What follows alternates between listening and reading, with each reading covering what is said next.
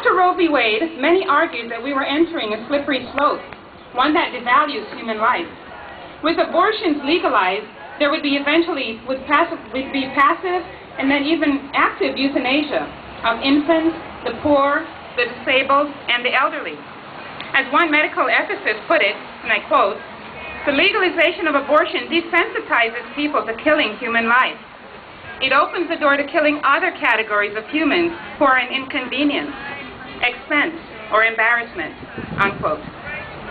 Evidence abounds that that slippery slope is here. There are the 53 million lives lost, over 97% of them for convenience or lack of family support. There are the publicized cases of euthanasia of the disabled. Then there is the legalization of physician-assisted suicide for the terminally ill, Oregon being the first place in the world to do that. And increasingly we hear some rhetoric in public and economic policy circles about there being, for the elderly and the chronically ill, a duty to die. As most of you would agree, though, we who stand for life are determined to stand against the slippery slope of death and negativity, and to remain a positive force for life in all its stages. We do this every time we elect officials who share our life-affirming values, when they pass legislation which helps protect life, and defeat legislation that threaten our values, such as attempts to limit the pro-life, pro-family, and pro-woman pregnancy health centers. We're also a positive and effective force when we continue to tell the truth about human life, life from conception to natural death.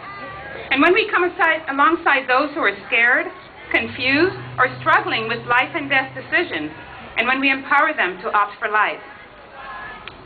Oregon Right to Life is nonpartisan, non-sectarian, and Oregon's largest pro-life organization. Our mission is to non-violently protect innocent human life in all its stages. We exist to help promote a positive force for life in Oregon.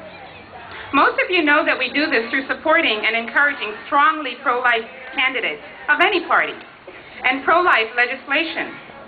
What we many don't realize, though, is that we also have a broad, very active, and effective educational arm.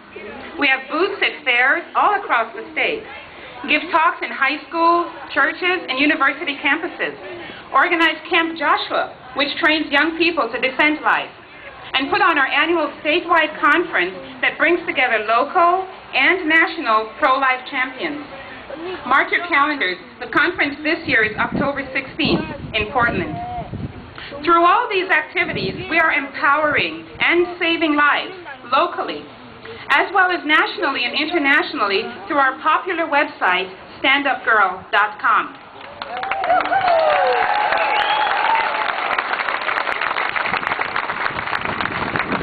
We people who stand for life really are a force to be reckoned with.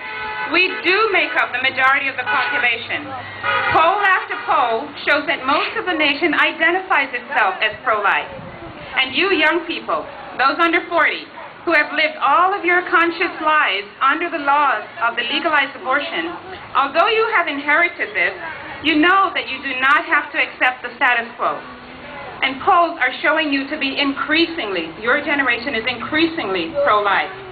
You are the future of the movement.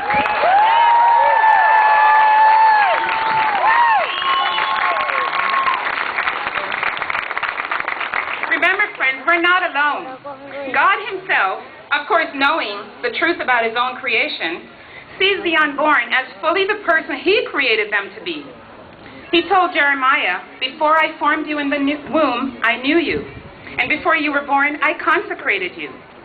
King David said, "God's eyes have seen my unformed substance, and in his book were written all the days of my life before they were ordained, that were ordained for me, when as yet there was none of them."